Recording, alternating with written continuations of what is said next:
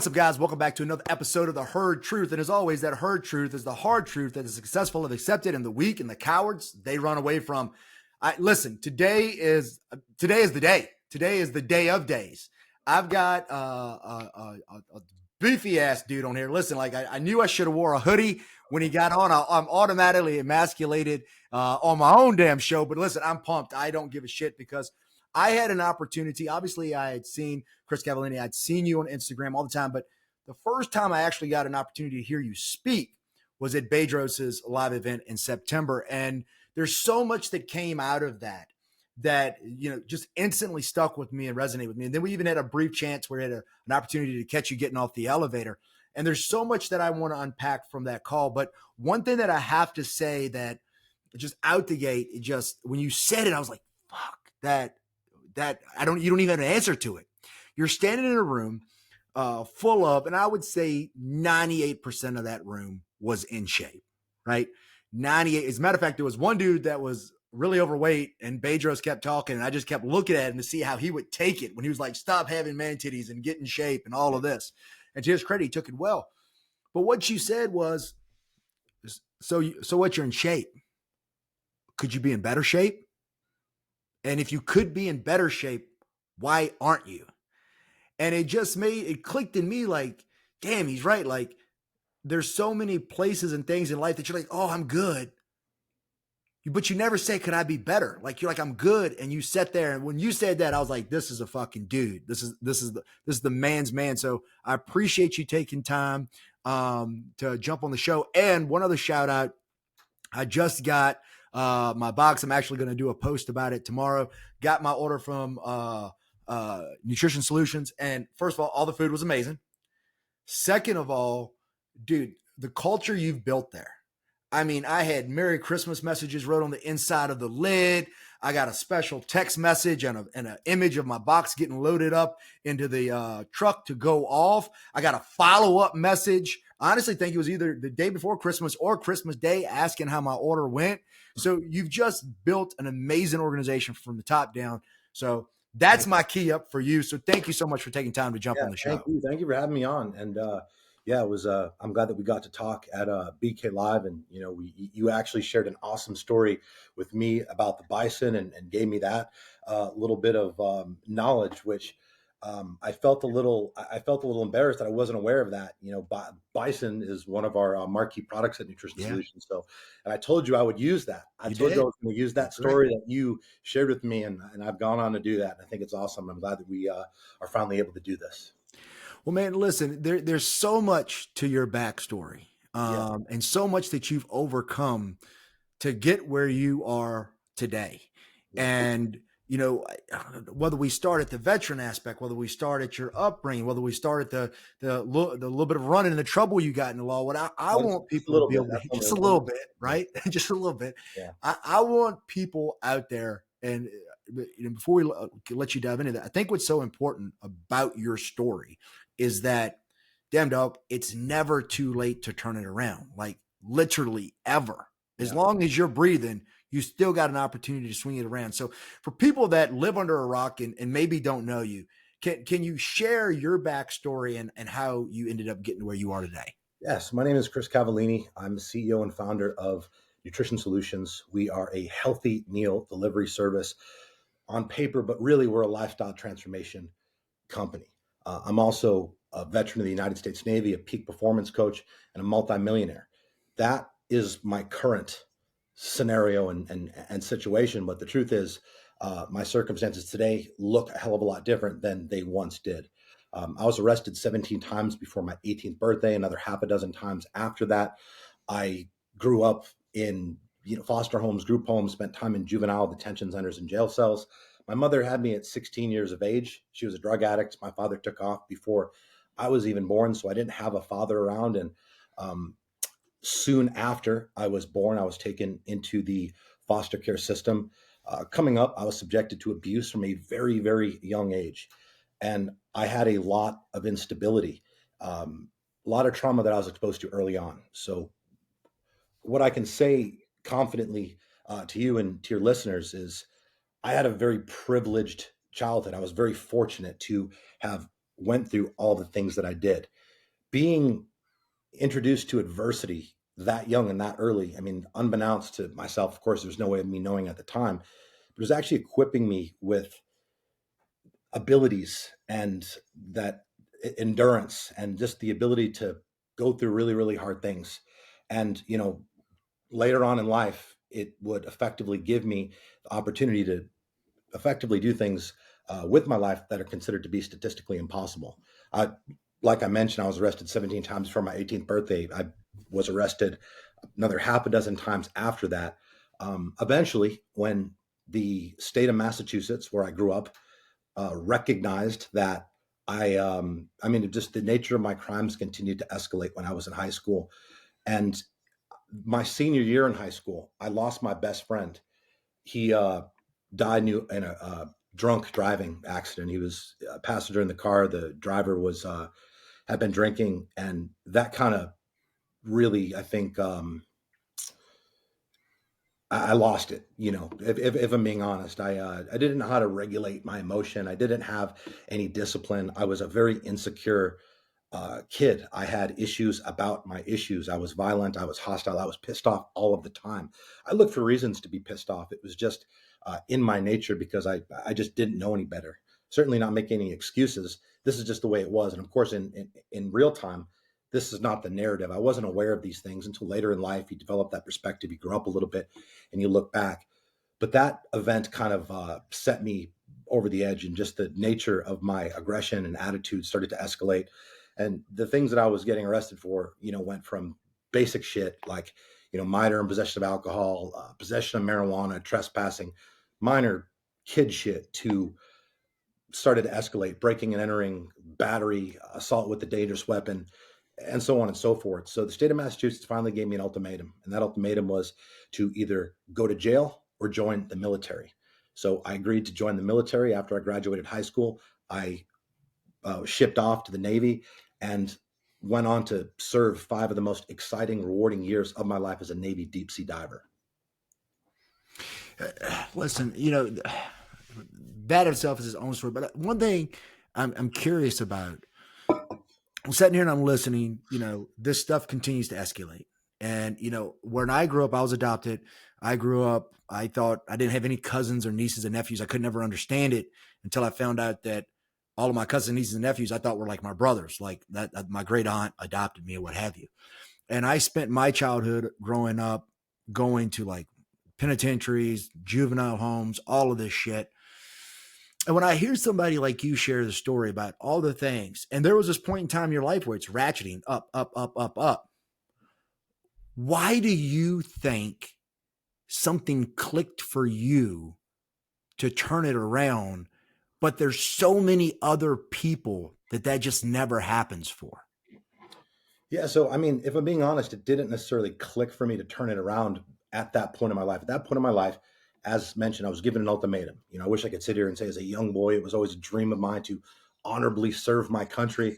That was not the case. I was given an ultimatum that seemed like a much better option, and I took it. Now, the military, changed my life. An argument can be made that it saved my life. It gave me skills. It gave me purpose. It gave me a mission. It interjected me into a community of high value men that, I mean, they helped me grow up quick. I was a young, broken boy with zero discipline. And because of the adversity that I was subjected to early on in my life, I was able to get through the training that I was a Navy deep sea diver, which, at the time, and I believe it's still the case, it's about a 70% attrition rate. Yeah. 70% of the people who start the school for that will not finish. One reason or another, they'll quit, not be able to make physical readiness requirements, academic, or any of the various mental evolutions. Training was hard, but it wasn't as difficult for me as it was a lot of other people. And I think that was the first time in my life that I realized that I was able to kind of take a little more punishment than other people. Now, I certainly at that point, although I was able to take punishment, I still lacked self-discipline, which, when you're in an environment like that, they pick up on that very quickly. And I got a lot of specialized attention, a lot of extra love, if you will. And I realized that if I didn't square away my attitude, then they were going to keep punishing me and beating me until I quit, or they eventually just sent me out. So I was very fortunate to be in a community of what I consider elite individuals. Certainly at the time, this was exactly what I needed. Just a bunch of men who understood the importance of winning. They taught me the importance of carrying myself with honor, being disciplined, right? Taking pride in the details. These are all things, again, that later in my life I would utilize within my business to create the culture that you alluded to at the beginning of our interview. And I was, for the first time in my life, I found myself in a position where I liked the way that I felt. I was proud of what I was doing. I was very proud of the pin that I wore on my chest. I was proud to be a United States Navy deep sea diver. Certainly to this day, it's one of my most significant accomplishments. Of course, at that point, it was bar none the most significant accomplishment of my life. So I was on a team. I had purpose. I had passion. I I mattered. It was awesome to get up in the morning and know, where to be, when to be there. We got paid to work out every day. And, we were looked at a little bit differently than the rest of the military community because the, the Navy diving community is part of the military special programs. And it was just a new experience for me. And I liked the person that I was starting to become. I made the decision to get out of the military after 5 years because, as I said, I loved the person I was starting to become. This new city that I was in was Jacksonville, Florida at the time. I just developed a very positive association with that environment, with the people that I was around. And I just liked myself there. Had I made the decision to re-enlist, I would have moved where, I absolutely have no idea. At that point in time, that was not a risk I was willing to take. And unbeknownst to myself at the time, I wasn't aware that the reason I felt good, the reason I liked the person who I was beginning to become, and the reason I was in that positive mental state is because I had a purpose, I had a mission, I had high value men that I was around all the time who were pushing me to be better. I had accountability to certain standards, and those standards were high standards. So I was basically walking away from the thing that was giving me that ability to feel amazing. But of course, as a young man, 23 years old at the time, I wasn't aware of that. Separated from the military, and I regressed very quickly. It's actually stunning how quickly one can regress. In fact, it's astounding the level of explosive growth that is possible in a short period of time when you get around the right people and get yourself in the right environments. And the other opposite holds true as well. When you are not around the right people and you're not around the right environments, it's pretty insane how quickly you can regress. And that's exactly what I did. Found myself working in a strip club, working security there, making cash, just working nights, working in an environment not so super conducive to just the general prosperity of my life. I was working there because I was able to get paid under the table while still taking advantage of the GI benefits that the military offers. And I was going to school not because I was interested in a college education, but because I was interested in getting the $1,500 a month or something that they were paying me to take the two community college classes online. So I'm working in a strip club, just getting in fights all the time because I was still very much this just angry, insecure, just hostile individual. I didn't have a strong mindset at that point in time, and I I think that I developed a stronger mindset, but it's when you go from being in one environment to a complete opposite. I mean, you can regress very, very quickly to your normal patterns and tendencies. And that's what happened. I'm drinking on the job to make the work more tolerable. I'm a young man around hot, naked women all the time. Going into it, it seemed like a remarkable idea. I'm like, they're going to pay me to work in an environment where I get to be around hot, naked women all the time. Like, this is amazing. Like, thank you, God. But, being that I'm getting in fights all the time, messing with the girls, ton of drama, I again found myself in a position where I did not like myself. I did not like the person I was regressing into, and I basically made the decision to exit that life, to walk away from the strip club and start a new life as a drug dealer. And I know that sounds absolutely crazy because your question initially was, how did it click for you to start turning it all around? And the truth is, it was a long process. I sold anabolic steroids for many years and I lived a fast life, was making money fast, spending it even faster. partying all the time, going out. I had a um, I was well known in my city, and I looked at that as being a good thing, of course, because I was young and stupid. But when you don't have a real job and everybody is acutely aware of what you're doing because you're making no conscious effort to hide it, that can become problematic. And eventually, I learned that the DEA had created a joint task force with the Jacksonville Sheriff's Office, again, where I was residing in Jacksonville, Florida, and they were targeting my crew. At that time, I was hanging out with all drug dealers. Drug dealers hang out with other drug dealers, and people started to get their doors kicked in, and people started to get sent to prison. Another thing that started to happen that was really kind of the catalyst, if you will, for me to really start looking at things through a different lens and start kind of recognizing the path that I was heading down was, these guys, these friends of mine, this crew, this fraternity, if you will, that I was in.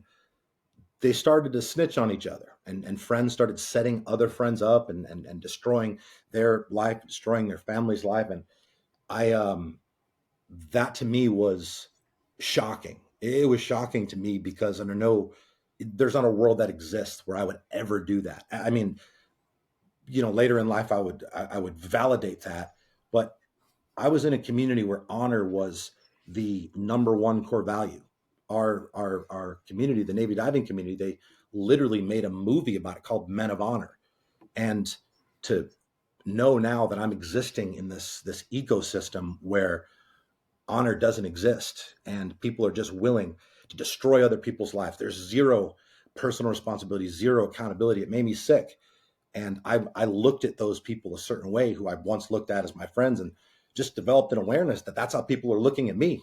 People are looking at me as being like that, being that type of individual with no honor. And I know people hear that and they think, well, you're a drug dealer. Like, what did you expect? The truth is, in most organized crime, there is some code of ethics. There is some code of ethics that exists and is present at all levels. Now, I'm not minimizing what I did. It was illegal, it was immoral, it was unethical, it was all of those things. But this really kind of got me to examine some things. And I started to think really hard and really long about what my life would look like if I didn't start making changes. And you had asked, how did I, figure it out? And what was the one thing or whatever? If I had to say one specific thing that got me motivated, if you will, to just be willing to go all in and do whatever it took for as long as it took, it was the thought of what my life would look like if I didn't make those changes. And it wasn't going to prison. That's not what I mean. To be honest with you, I thought I knew that they had my name. I knew that I was being actively investigated. I figured that I would be going to prison at some point, but I also realized that I had an opportunity to start creating a better life for myself. And I realized that if I did not, then I would go back to possibly being looked at and feeling out of control of my life and of my life circumstances the way that I did growing up. So it wasn't the thought of going to prison. It was the fear of, I guess, being viewed as less than and being looked down upon, which is how I felt I was looked at growing up. Now, whether or not that's true, whether or not people are really looking down on me, or if that was just in my mind, is, that's another topic for another time. But I didn't want to go back to that feeling. I didn't want to go back to feeling how I did. I remember in middle school stealing dirty clothes out of the lost and found at school just so I had, new clothes to wear. I didn't want to go back to feeling like that. So that's really when I started to create a plan, if you will, start going all in on my personal development and, basically begin the journey, if you will, the long journey to inevitably starting my business and turning my life around. I think one of the best parts of the story is how that actually took place. But before we jump in there, you said something right when you kicked this off that I'd love for you to unpack, because I don't think I've ever heard anybody say it before. Yeah. And the connection there, you said, I was better at taking punishment than other people, but I wasn't necessarily self-disciplined at that time. And so many people look at discipline as self-punishment. Like, I'm not allowing myself to eat like shit. I'm forcing myself to do my cold plunge. I'm forcing myself to get up and, go work out. I'm forcing myself not to go to the party. I'm forcing myself to do the study, and I'm forcing myself to work long hours so I can have this business. And so many people look at discipline as that, taking punishment. But yet you're saying, hey, I can take an ass whooping as good as anybody, but I wasn't necessarily disciplined. In your Yeah. mind, what's the separation between those? Yeah. So first of all, I don't think discipline is a punishment. I think discipline is a reward. Uh, Discipline is probably the best reward anybody can give themselves at any given time, and it's absolutely necessary to accomplish success. I do not believe it is physically, mentally, financially, emotionally, spiritually possible to accomplish success without self-discipline. At that time, I again said I could take a beating, but I wasn't disciplined. The good thing about the military is everything is kind of set up for you, right? You know where to be, when to be there, what to be wearing.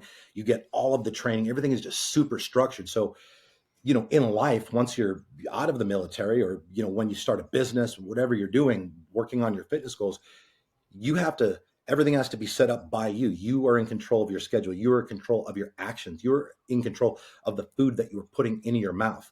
You are in control if you show up to the gym. You are in control of the level of effort and intensity you're applying when you are in the gym, or if you're just, walking on a treadmill, scrolling through social media. So I think the difference is it's very simple. I mean, eventually, when you are disciplined and you purposefully pursue things that are uncomfortable, eventually, that punishment, you start to recognize that short-term suck fest that you're putting yourself through, whether it's that really hard workout, the cold plunge, fasting, or just going through really, really difficult times where you're trying to level up your life, your career, improve one or more areas of your existence. It's going to suck for a little while, but through discipline, through the purposeful seeking out of things that are uncomfortable, eventually you kind of develop an immunity to that. It doesn't necessarily ever stop hurting. You just get used to it. It becomes something that you learn to live with, that you learn to accept, because you develop a massively positive association that at the end of it, something really, really good is waiting for you. Awesome. Now, you said you kind of left it a cliffhanger, like you're waiting for your door to get kicked in. You're expecting to go to prison. And then, for the layperson listening, it's like, well, I decided to go all in on self-help essentially. Right.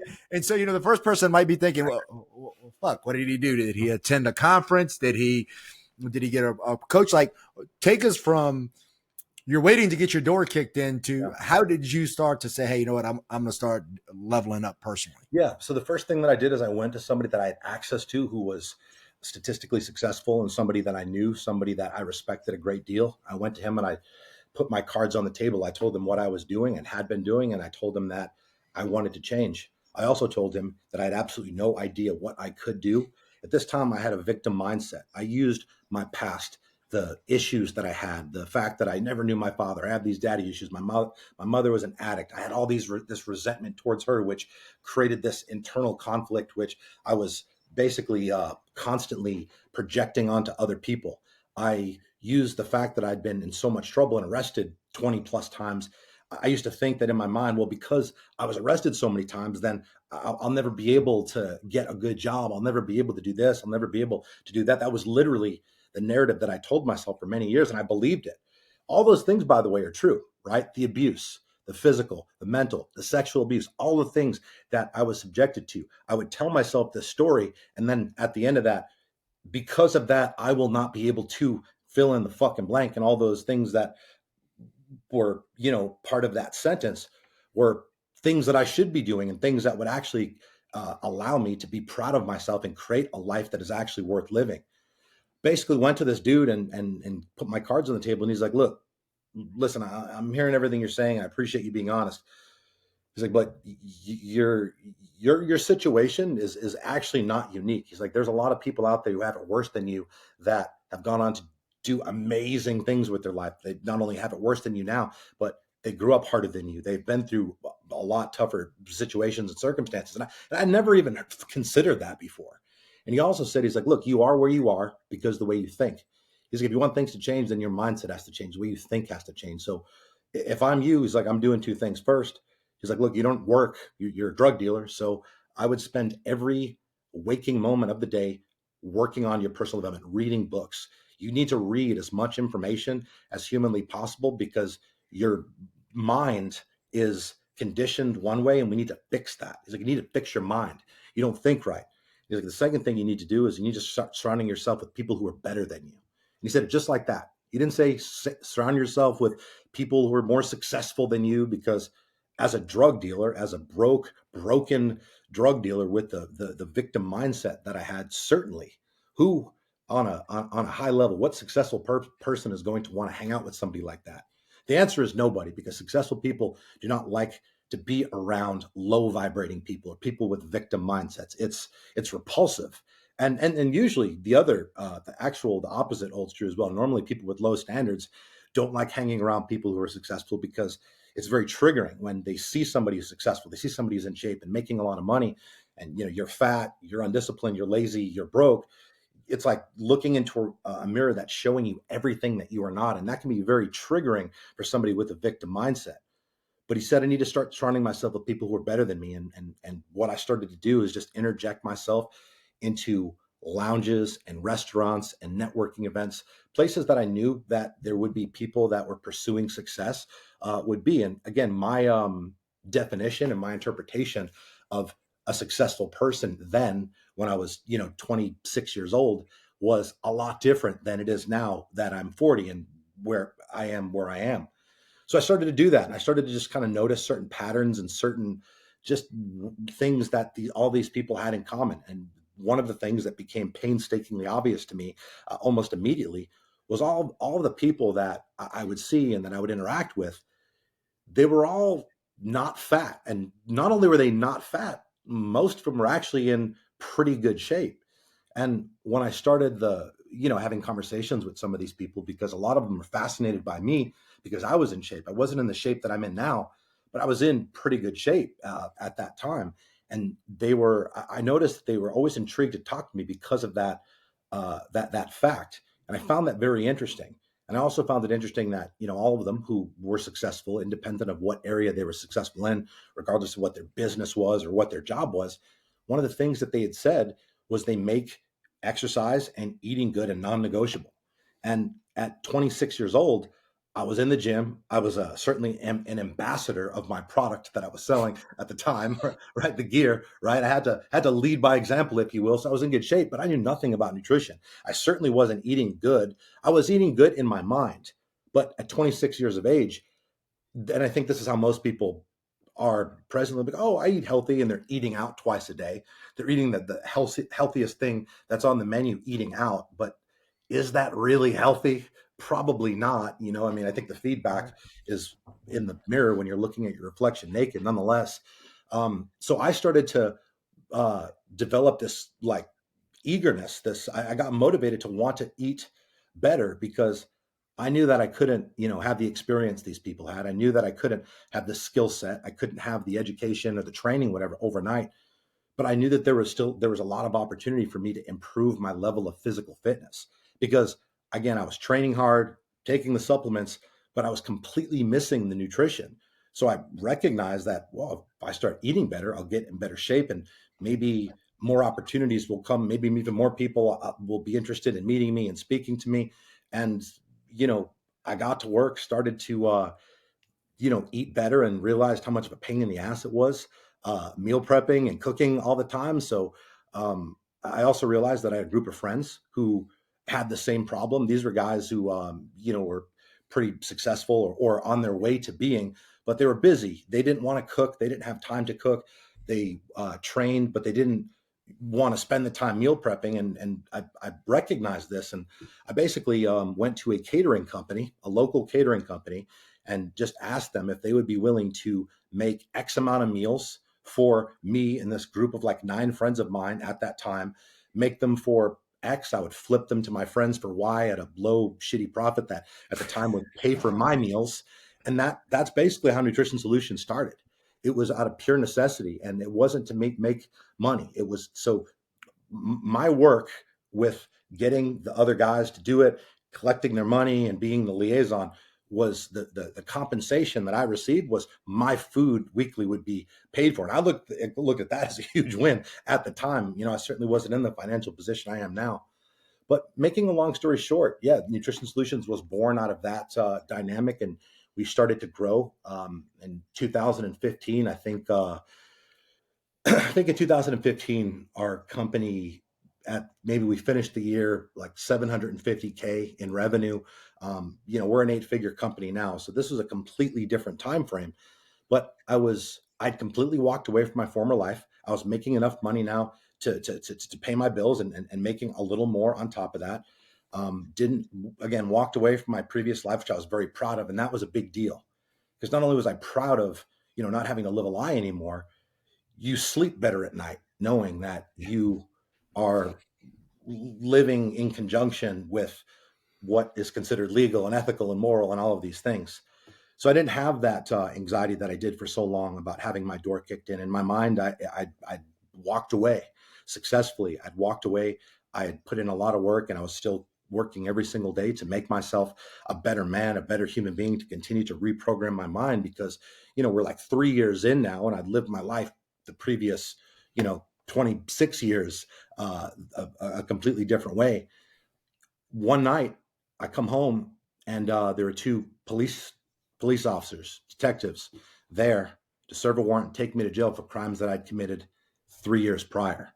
So to unpack that for a moment for your listeners, I sold steroids for 7, 8 years, however long it was, and in my mind, I'd completely exited, transitioned out of that life successfully, which is impossible. Nobody does that. Nobody does that. Nobody who sells at the scale that I did for as long as I did ever walks. That's just known. It's known at some point if you're selling drugs, you're going to get in trouble. And in my mind, I had done the absolute impossible. 3 years effectively have gone by since I did my last transaction, and I was feeling fantastic about that. And basically, yeah, they came and arrested me for crimes that I'd committed 3 years prior. 3 years prior, at the tail end of it, a friend of mine set me up. He hit me up for a couple things and asked if I could just get him a couple things for him. He's like, hey, I know you're not really doing that anymore, but I need a couple things for myself. I want to lose some weight. Da, da, da, da. I was like, yeah, man, I got you. And I, again, illegal, not discrediting or undermining or minimizing what I did, but that was just karma, man. That was just karma coming back to serve me. I had broken the law and lived unethically and lived immorally for quite some time and illegally. Let's not forget that. And yeah, karma was coming to get its retribution. I underwent a very significant legal process. It cost me everything that I had. In fact, just bailing out of jail cost me everything that I had. My bill was $500,000. $500,000. You might be asking yourself, well, that doesn't sound right. $500,000 for selling steroids. Yeah, $500,000 normally you see that for like child molesters. Yeah. You actually could bail out in some situations with murder for $500,000. Just horrible, heinous, violent crimes. But because I wouldn't cooperate, which was the first thing that they tried to get me to do, and I believe that's what they thought. I believe they thought because a lot of the people that were in my former crew, I believe they thought that because a lot of people in my former crew snitched, and that I was now in a different place and had a business and had a lot to lose, which they did not hesitate to remind me of that fact over and over again. They thought that I was going to cooperate. They thought that I was going to set somebody else up and in order to let myself off or minimize the punishment for myself, that I was willing to destroy somebody else's life and destroy their family's life. And I'm a lot of things, man, but a snitch I am not. And I told them that, and I tried to be as respectful as possible about it. And they, understood or said that they understood, and then they hit me with a $500,000 bail. So I bailed out. It cost me 50 grand. I didn't have $500,000 at that time. I scraped together $50,000, which is 10% of that 500,000, to bail out, and then I started the legal battle. And fortunately, I was willing to fight this. I was willing to fight this not because I was contesting my guilt, but I was contesting the person they were saying I was versus the person that I was at that point. And I'm so fortunate. People always ask me, man, that's so crazy. They waited 3 years. That's nuts. Like that. That's nuts. Like, why do you think they did that? Look, I have absolutely no idea. And I don't know why. It's hard for me to speculate on that. But thank God that they did. Thank God that they did, because had they come and arrested me in real time or within close proximity of real time of those crimes, I would have went to prison for a very long time. The fact is that 3 years that went by, I had taken immense strides to improve myself as a man, as a human being, as a philanthropist. I had multiple wounded warriors that I'd mentored through the Wounded Warrior Project at that time. I was very active in the community with different organizations that benefited the homeless, benefited underprivileged children. We donated a certain amount of food every week, even to the Tampa Police Department. And all this stuff was well documented. So thank God that they waited 3 years. And although it cost me a lot of money, it cost me my freedom temporarily. It stressed me out to the point where, I'm just focused on this, and my business is going to shit because I have absolutely no mental energy to allocate towards that. But again, that was just that was my punishment, and I was very fortunate. I walked into a courtroom one day prepared to go to prison. I was looking at the offer they gave me was 2 years, and we declined the offer and went to the judge for sentencing. And normally, when that happens and you're found guilty, I was pleading guilty. They don't give you what they were offering you in the plea. It's like a negotiation, right? If you take the plea initially, in their mind, you're saving them time, saving them resources, saving them money. So usually, if you do not accept the plea and you go forward with the process, you're looking at significantly more. And in my case, I was looking at 14 years cumulative. And it's funny because as we're sitting here doing this podcast right now, I could still be in prison. So I was very fortunate because I had a very fair judge. She reviewed the mitigation. She listened to the character uh, testimonies and the people that showed up to speak on my behalf. I had brothers of mine from the military that flew in uniform to be there for me to speak on my character and who I was today. And I was very fortunate because the judge recognized that I was a different person, and she addressed me in open court and said, the purpose of prison is rehabilitation. She says, from everything that I've seen, everything that I've heard, and just being here and listening to you today, I've come to the conclusion that you have effectively rehabilitated yourself on your own. And it's for that reason I see no value in sending you to prison. She sentenced me to the minimum sentence in that scenario, which was a felony probation. And I walked out of that courtroom that day with just a massive gift from the universe. I was given the gift of time. I came so close to losing my freedom for so many years. And that perspective violently changed my mindset, because although I was happy to not be going to prison and happy this process was over, I had realized, I mean, as I was walking out of the courtroom, I was seeing all these people that were there to support me, seeing all their faces. Some of them were in tears. Some of them are smiling. Some of them, people that drove in and flew in to be there. There's 100 people that showed up to the courtroom that day. And I realized that I've been failing all of these people. I obviously, I obviously had done something right to have them be there with me and to support me during this process. Because I'll tell you what, man, during that time when I got arrested and this came up, and although it was from years prior, that wasn't the story that was told on social media. People posting my mugshot, rumors going about. People were saying at that time that my company, Nutrition Solutions, was actually a front for an international steroid conspiracy. And there was a lot of people that just created distance from me during that time, which I completely understood. But there was a lot of people who didn't. There was a lot of people who supported me, and that was a time where their support meant a lot. That was a very difficult process for me. That fight was mentally draining, and what was even more draining is trying to represent myself as being strong and to not show my team and to show the people in my life how beaten down I actually was. I mean, as a leader, I think that's your responsibility. You can go through it, but you got to go through it in the dark. You got to go through it in silence. You still have a responsibility to lead, and you cannot lead from a position of absolute weakness and sadness and uncertainty. And I recognize that, I've been half committed to everything, to my business. I didn't, if you would have asked me prior if I was working hard, I would have told you yes.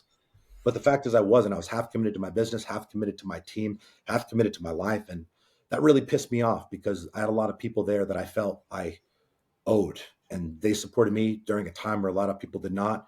And that's really what I needed to kind of fuel the next couple of years. The next couple of years, we grew our company radically. I entered 2016 broke and then $100,000 of immediate debt. Within 18 months, I was a millionaire. And I attribute that all to getting pissed off. There's a lot of value, a lot of power in getting pissed off. And I got pissed off about the fact that I was not where I needed to be, where I wanted to be, or where I should be. And I used that to push through on the hardest days and use that to take the productive action that I needed to bridge the gap from where I was to where I wanted to be. Man, I mean, fuck, I didn't expect to get on the call and get myself motivated. There's just so many things that you said here and chatted about that, like, I'm like self-reflecting. I'm like, fuck. I think one thing I'd love for you to kind of talk about, because what kept going back to my head is your life has been, like you said, on this kind of roller coaster, this arc. Yeah. And I would argue that 99% of people, especially with the thought of going to prison, because everybody's a fucking gangster until it's time to go to prison. And it's like, fuck, like 14 years I'm staring down the barrel of. And yet, you know, I think one of the most important things you kind of said this was that before you can do anything, you have to first see yourself as that. But so many people, whether it's, you know, the getting abused as a child, whether it's sexual abuse, whether it's physical abuse, whether it's being abandoned by people. I mean, I know this is things that I have personally struggled with at times. And people talk about imposter syndrome, but I think this shit that you were dealing with was even one step further than imposter syndrome, right? It's like there had to be a moment in time where you were like, fuck, like I've done everything I was supposed to do, and it still comes back.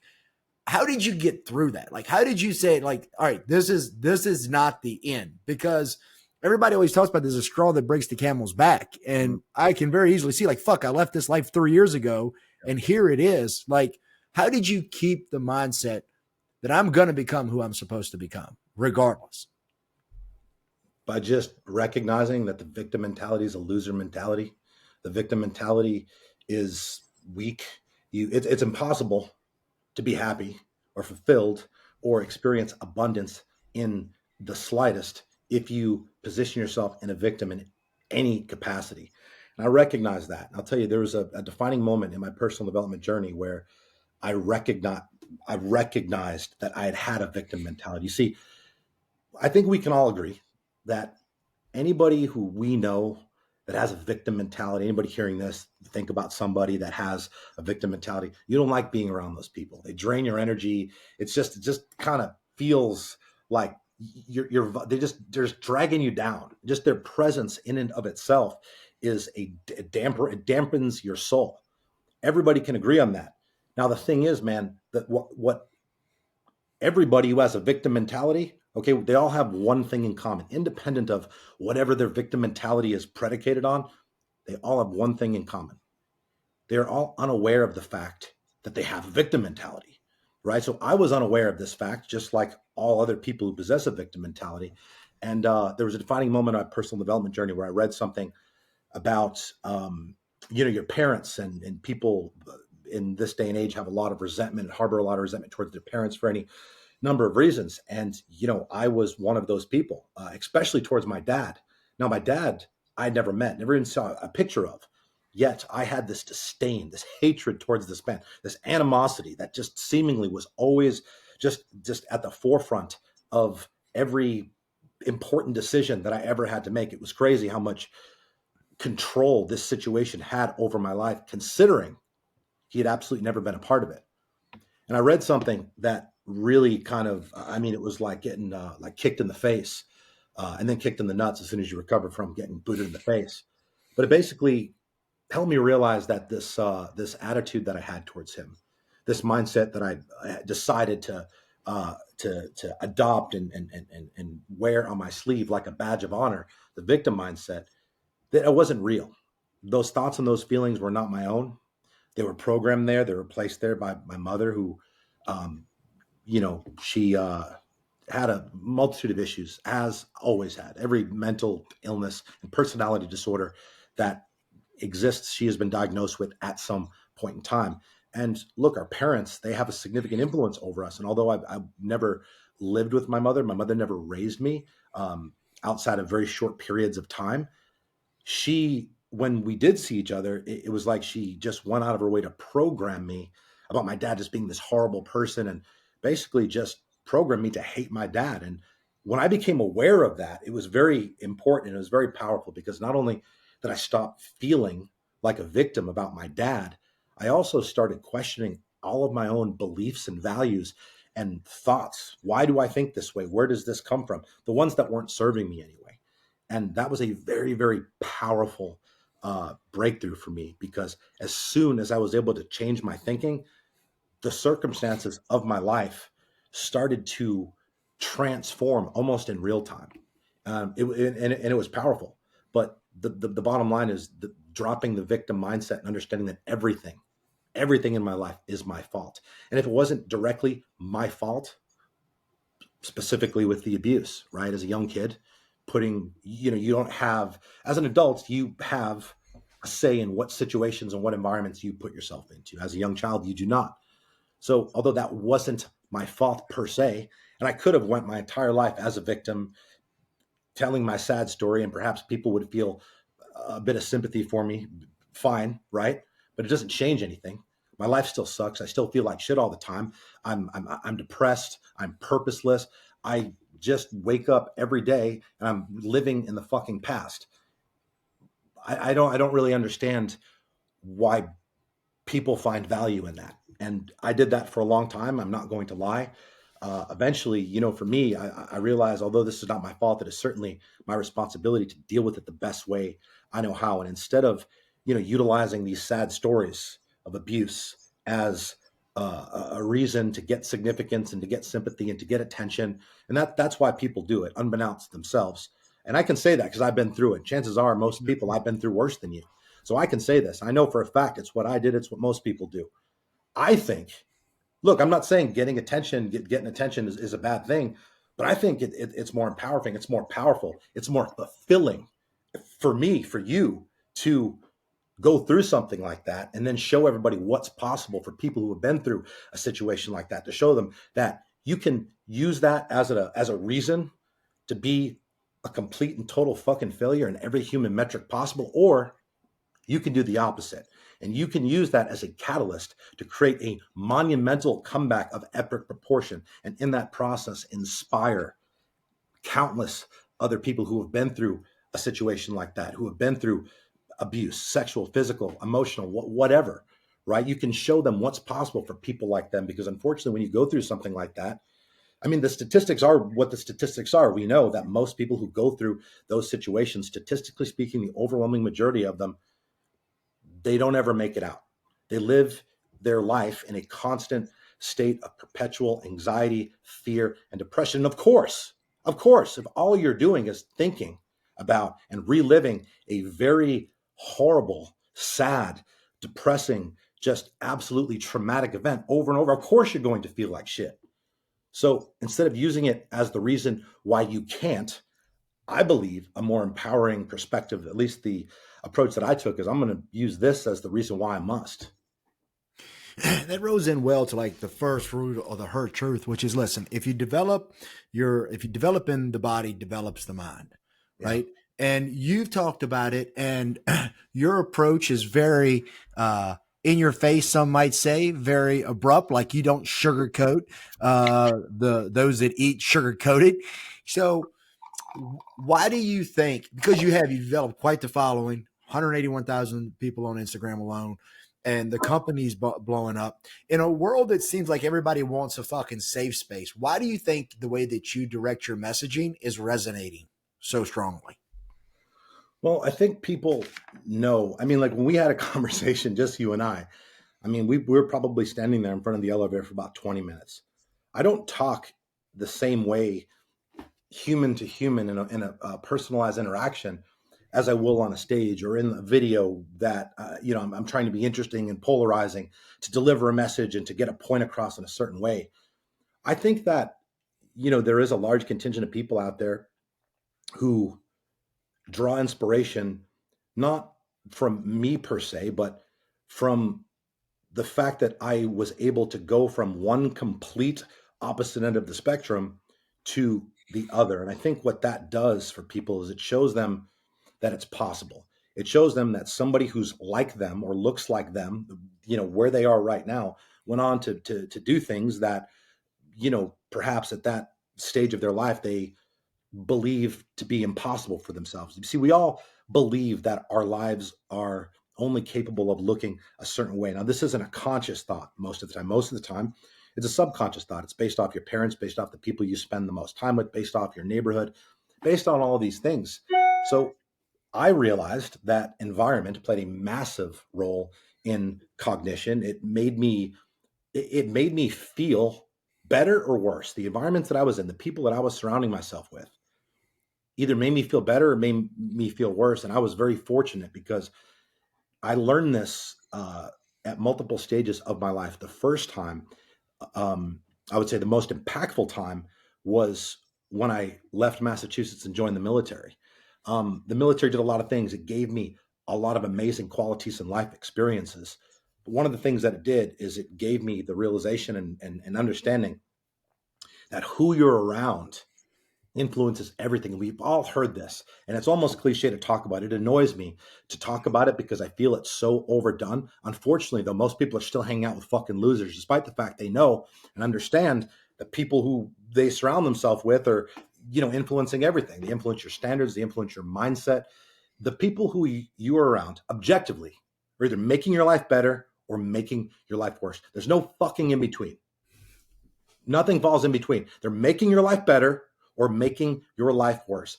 And when we hear that, I think most people are like, oh, well, I'm not hanging out with any drug addicts, or I'm not hanging out with any thieves that are mugging old ladies at knife point at an ATM in the middle of the night. Not that an old lady would be at an ATM in the middle of the night, but they look, let's define a loser, right? Like, there's winners and there's losers. Again, there's no in between. I'm sorry to have to be the one to say this. I'm sorry that this isn't something your parents said. I'm sorry that this isn't discussed in schools, but you are either objectively winning or objectively losing. Now, we all have to determine for ourselves and define for ourselves what it is what success is for us. What do we want our life to look like, right? What are our bodies, our health, our families, our finances, our personal goals? Everybody, that's going to look different for everybody. But at the end of the day, you have to decide what those things are for you. And then you have to surround yourself with people who give you the greatest probability of getting you to those places. Not that they're going to do the work for you or even support you in the traditional sense, but people who are like-minded, people who are driven, people who you can have these conversations with. If you want to make a lot of money, if money is important to you, if you want to be in a position where you can say you have financial freedom, then you need to be around people who also think that way. And you all need to be talking about money. So most people claim they care about money, they want money and all this, and it's bullshit. Most people say they want more money, but they don't really care about money. They'll tell you they do, but they never talk about it. They never think about it. They never put in any time. They never make any investment with their time or energy to improve their financial literacy by reading books that will help them just kind of understand and change their psychology around money. The only time they're thinking about money is when they're stressing about the bills. The only time they're talking about money is when they're fighting with their spouse about it. It's insane. And of course, they're acutely unaware of this fucking fact. So who we're around is an extremely important variable to our existence. And I look, I've cut my mother out of my life. There's periods of time where I had to cut my sisters out of my life. I have 3 half sisters who are all beautiful and all amazing, and we have a great relationship now. But when they were younger, my mother carried such great influence over them that it contaminated our relationship. Sometimes you're going to have to sacrifice something good in order to become something great. And the truth is, people aren't going to support you on your journey. And this is a huge mistake people make. There's a lot of energy that is wasted. Where you're going in life, if you're seeking a higher purpose, it is going to require all of the energy you have and then more. You're going to have to tap into the reserves. You're going to have to figure out a way to have more, to be able to give more, because where you're going, it requires, I always say this, discomfort is the price of admission to a successful life. And every new level is going to require a new level of sacrifice. So if the people around you are not supporting you and are passively aggressively trying to talk you out of your conquest of greatness, if they're negative, if they're just not trying to win or improve, then you need to exile them out of your life. And it's a lot easier to do than most people think. Most people just fear change. They fear not being liked. That's the biggest problem. It's like, oh, I want them to support me. No, no, you want them to support you because you think, and for some reason believe, you need their support to get where the fuck you're going. Their support is not going to make the journey any easier. I can tell you first fucking hand. And the truth is, if you stay committed to the process, stay committed to the work that needs to be done to bridge the gap between where you are and where you want to be, independent of what that is, and pay no attention to that shit, right? Don't come back. If you're evolving and then you come back down here to try to convince this person into your way of thinking and to help them understand what you're trying to do. Guess what? You've come back down. Huge waste of fucking time. Keep growing, keep evolving. And eventually one of two things are going to happen. Either so much space, there'll be such a massive disparity between you and them that they'll just organically fall off, or your actions will inspire them to level up and start creating some changes of their own. But at the end of the day, the shit is hard enough. The journey is hard enough. It's like, you're sprinting up a mountain. You're attempting to sprint up a mountain, right? You have a 100-pound rucksack on your back. Okay. Don't make it even worse by chaining 80-pound weights to each fucking ankle because you want to drag these losers up the hill. It is not your responsibility to drag losers up the hill. It is your responsibility to win, and to win at any cost. It's so funny you lay, because my next question was going to be, herd truth number 8 is you are who you run with. You gave an excellent breakdown on how to cut people out of your life. And people do struggle with that. Yeah. What I'd love to see if you could give some tips on is, you're trying to make this change. You kind of touched on this earlier, how you kind of put yourself in these rooms with people that you thought were better than you, more successful. I think a lot of people, when they're like, hey, I want to go in that room, Yep. but I don't necessarily feel like I bring anything with me to this room. And so I don't really have any experience to talk about. Yeah. So how the fuck do I get in that room and even make a connection without making myself look like an idiot? What advice would you have for people there? That's an awesome question. Yeah. So a lot of people hear this advice often, right? It's in every personal development book ever. Surround yourself with people, etc. People who are driven, people who are motivated, people who have goals, all these things. People like look around, they're like, fuck, none of my friends are like that. Like, what do I do? You have to become that person. You have to become that person. You have to earn your way into that room. But the only way you're going to earn your way into that room is to become that person, to become somebody who has those qualities. And you have to understand that it is far better to roll solo than with a pack of fucking losers, because at least when you're rolling solo, you're going at your pace. You're not being subjected to or confined by the restrictions of the people in your pack. It's like the crabs in a bucket, right? You ever see crabs in a bucket? Yeah. Crab climbs up, the other crab pulls it fucking down. And that's the metaphorical encapsulation of what rolling with losers is in life. Now, a lot of the times though, you're not aware of this because it's not like a conscious thing. And people, here's the thing, like I hope when a lot of times when I talk about this, people come back like, yeah, you told me, or you had this message, and I got to thinking about it. I'm thinking, yeah, this fucking person is doing this, and this person fuck my mom. I mean, no. Look, I don't want you to be mad at your friends or your family, okay? Because their issue is, it's not with you, okay? They're not supporting you. I understand that. They should, whatever. But when two people are from the same place and come from the same kind of circumstances, and one of them decides to raise their standards, draws a line in the sand, and refuses to accept that current reality and wants to make some positive changes in their life, and you start doing the work and you start growing and you start improving and things start going better, you would think, of course, that the people that have been in your life the longest, your friends, your family, your support system, you would think that they'd be happy for you. The truth is, that can be very triggering to one's own ego when they see somebody that comes from the exact same circumstances.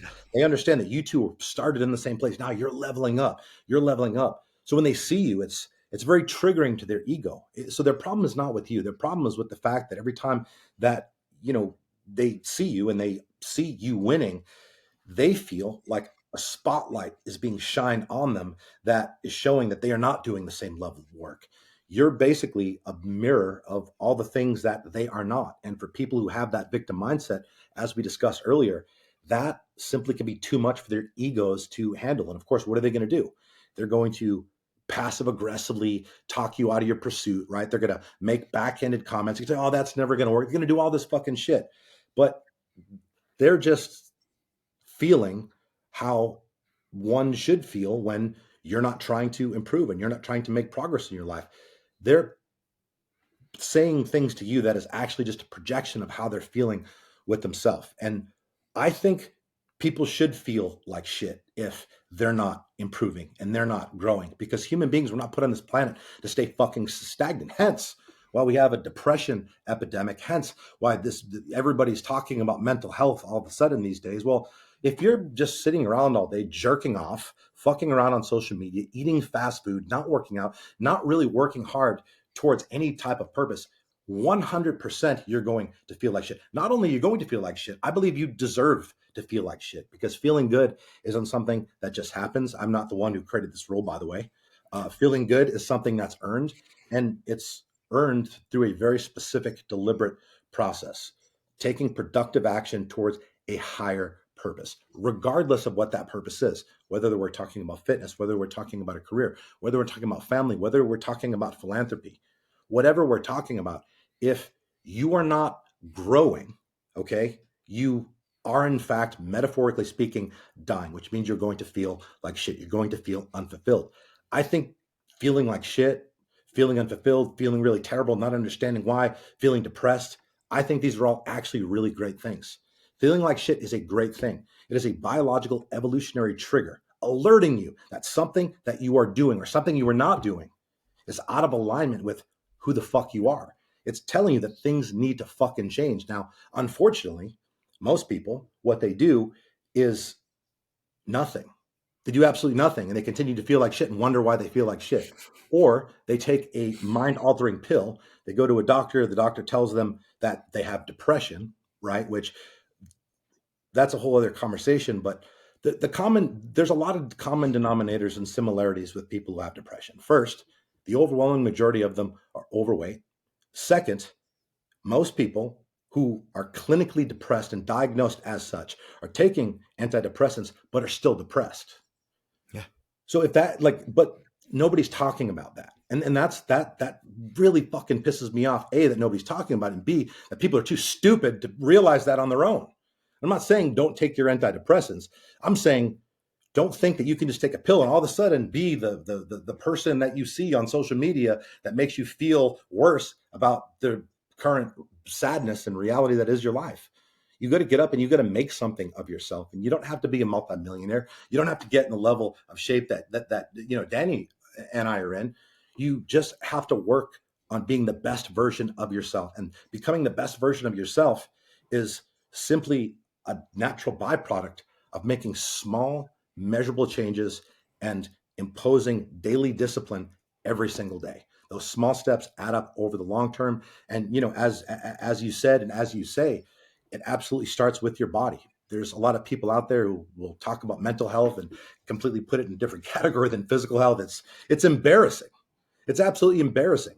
You and I both know a lot of people who were clinically depressed, taking antidepressants, taking a shitload of other medications, got themselves in shape, and then magically their depression goes away.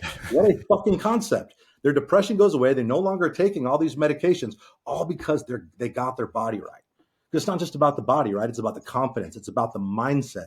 It's about the happiness that you develop through the process of transformation. Because as you become something more, you start to understand that you can accomplish more with your life, because fitness, the requirement for fitness to get in good shape, to get in better shape, it's a formula. It's hard work, discipline, and consistency.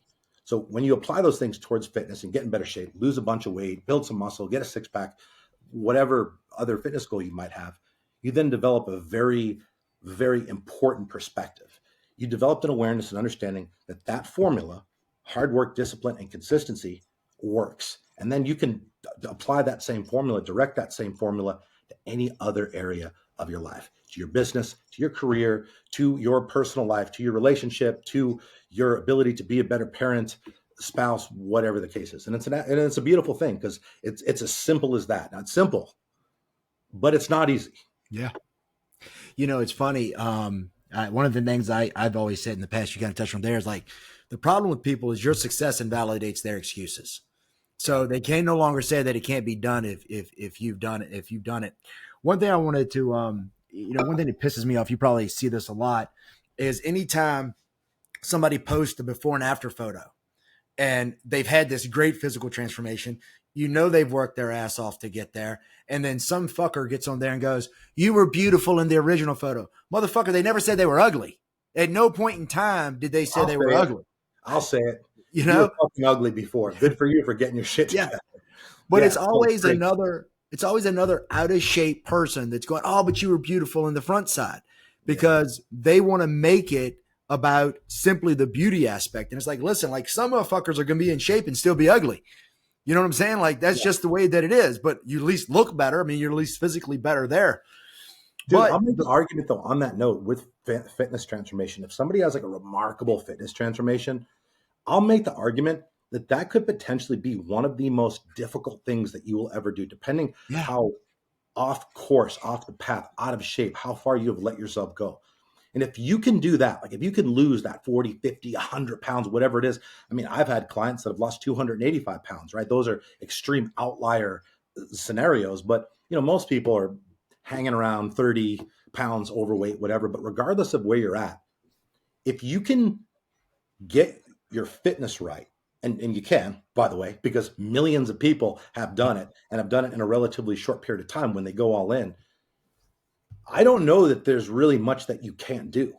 yeah, Because that's very, very difficult when you go most of your life being this certain way, having these behaviors, these habits, this lack of discipline, this mindset. Because that's really what I believe the difference is in people that actually start a fitness journey, see it through, and accomplish amazing results, and people who start a journey and then quit, which is 95% of them. I believe the difference is not the diet they were on, not the type of cardio they did, not the workout plan or whatever. It's their mindset. yep, It's their reason for doing. Why do you want to lose 50 pounds? Why do you want to lose 100 pounds? Why do you want to get that six pack? Why is that important to you? Do you want to set a great example for your children? Do you want to just have the energy to be able to keep up with your children, right? Like, are you just a young man who never really got a lot of attention? You didn't really get a girl because you're always a little chubby and kind of a nerd. Like, whatever that is, you got to identify what that is. And that is the thing that is going to get you up early and keep you up late, working really, really hard to accomplish what it is you're looking to accomplish. I think the reason why most people have a hard time staying committed to anything, fitness is just a tremendous example. Obviously, it's a world we both exist in. I think that they don't clearly define why they actually want to do it and what's going to change in their life if they actually do see it through and actually do facilitate that outcome. At the end of the day, your why has to be stronger than your strongest excuse. And if you do not identify that at the beginning of the process, I believe you're setting yourself up for premature failure. absolutely. Hey, listen, you've been here, and I appreciate you taking this much time. I know how busy you are. I do want to touch on one last hard truth, and I really wanted to do it because of the bullet in your bio. Professional problem solver. Yeah. And rule number 10 is FIFO. Yeah. Figure it the fuck out. Yeah, that's a great rule. And so many people, whether it's, and this is the shit that I think it ties in so well to what you just said. In our it's Soldier Fit, we all wear a uniform to class. So we all have a shirt, and on the front of the shirt it says I am in dog tags. And before every class, and at the end of every class, we fall in just like in the military. And the instructor yells, "You are," and then everybody says, "We are," and then we end with "I am." Yeah. Because everything you say after "I am," guess what?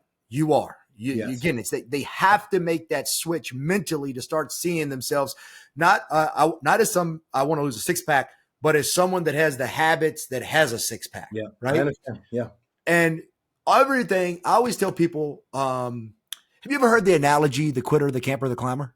No, I'd love to though. So there are basically three types of people, right? The first type of people, and this is probably like 10%. These people are quitters. They look at the mountain, they say, fuck it. They don't never try to get up it. 80% of people, though, are campers. They start a little bit up the side of the mountain, They get to a nice overlook. Like, I got some water. I got a nice place. It's comfy. I can set up a good tent here. And I think this is why part of what you said at that stage, that they stuck with me so well. It was like, well, fuck it. This is cool. I'll just camp. Mm-hmm. Right. Yeah. But then the other 10% of people are climbers. You're a climber, right? You're like, you're already in good shape, but could you be better? Yes. Then fucking why aren't you? Yeah. Right. And so the climber is, and I think sometimes this get climbers in trouble because they don't realize that they're climbers and they don't understand what's happening. It's like, you get to the top of that first mountaintop, they're like, fuck, that was actually just a hill. Yeah. There's a whole another set of mountains that didn't even exist. Yeah. And so you never get there. And so to me, it's one of the other rules is rule 6. Problems are permanent. Mm-hmm. You're never going to get to this utopian state, right? Where, well, and I mean, you demonstrate this in your story. Like, if I just get away from this drug life and I'm good for fucking 3 years, I'm going to be great. There's never going to be a problem. Life is going to be perfect. And I think that's why people are so fucking miserable, is they think there's some place in life where problems don't exist anymore and it's all smooth sailing. And neither of those things don't happen. And the sooner you FIFO this and understand you're going to be doing that for literally the rest of your fucking life, that's when you can find purpose and happen. So when you say professional problem solver, I'd love for you to close out really delving in what that means to you. Yeah. So I've just learned through my journey. I'm 40 years old. I've been on the planet 40 years. I have a tremendous amount of life experience. Is things don't just happen. You have to make them happen. And in order to get to a new level that you've never been at before, that will require you to make sacrifices. It's going to require you to work hard. It's going to require you to do something differently than what you did to get to where you are currently at. And in order to do something differently, usually that entails doing something new. Most people, they really have a hard time being a beginner. Most people don't want to start something new because in their mind, they're going to look stupid. They don't know how, whatever. They're a certain age and they can do most of the things that they're doing at a decent level. So the idea of being a beginner for them, their egos just won't have it. And it's absolutely ridiculous because everybody who's ever done anything great was a beginner. So anybody who's doing something really great right now, whatever that thing is, they sucked at it in the beginning. Okay. You're going to suck in the beginning with something that you've never done before, but you have to figure it out. You have to do what needs to be done long enough to develop a certain level of competency. You have to make some mistakes. You have to figure out, okay, this way doesn't work. Great. Try this way. That one doesn't also work. Good. Now I know this way and this way doesn't work. Next one, maybe it works, maybe it doesn't. You're getting closer each time. Being a problem solver as a man, I think, is probably the most valuable skill set you can have. And I believe that's exactly what it is, the skill set. And, it's not a skill set people put on resumes. I think they should. I think they absolutely should, if it actually is true. Being a problem solver means you have the ability to figure things out, regardless if you have experience, regardless if you have knowledge, regardless of any obstacle that might be standing in your way. Being a problem solver means that you're not afraid of trying new things. It means you're not afraid of doing the work. And a lot of times people get this part confused, Danny, with the work. So everybody hears about doing the work. You got to do the work, doing the work. Doing the work's important. But doing the work, a lot of times, most times, the most important work initially is to figure out what the work that you need to be doing actually is, which is going to require you to do things that are not sexy. It's going to require you to do research. It's going to require you to listen to people who are very competent in that area. And maybe their personalities are boring. Maybe they're not as cool as me and Danny, but it is a requirement for you to understand the necessary steps, actions, behaviors, and mentalities that you need to possess to get where you want to be. Solve problems. I'm a professional problem solver in my bio.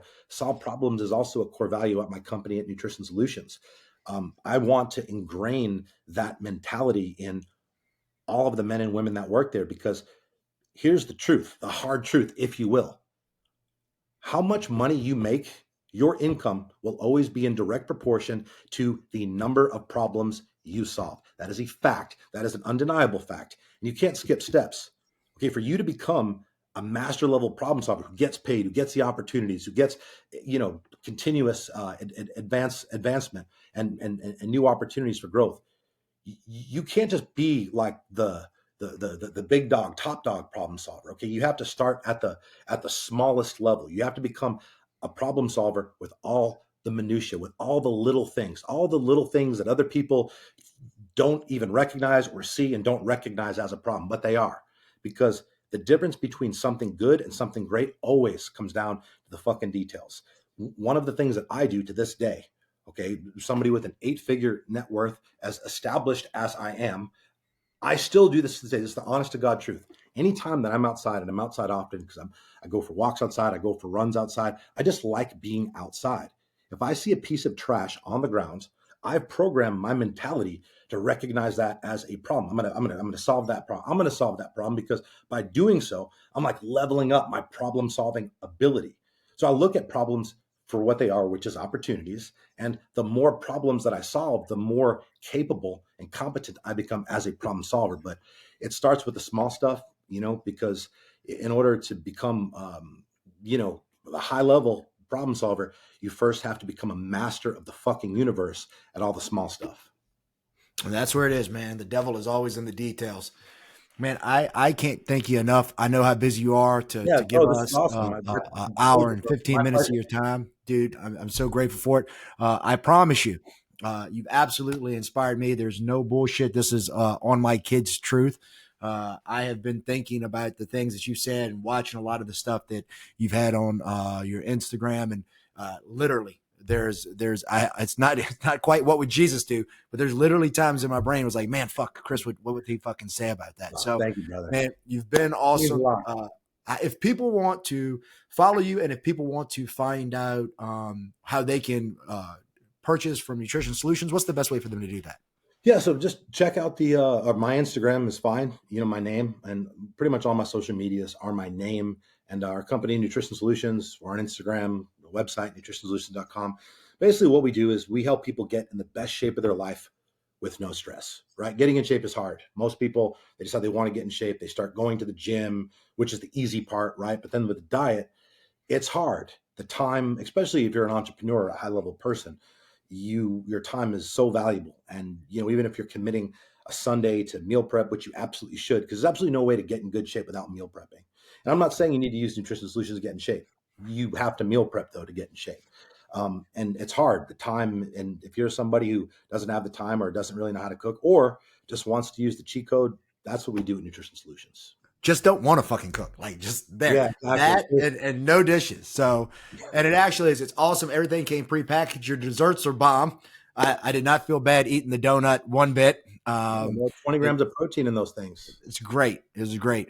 And you have venison, which is a man after my own heart there. Venison, grass-fed, grass-finished beef, bison, elk. Yep. Well, you've got a customer for life here. Again, man, I appreciate you so much. I look forward to seeing you around and keep killing it. And I hope you have a phenomenal 2024, even though I have no doubt you will. Take care, sir. Later, bro.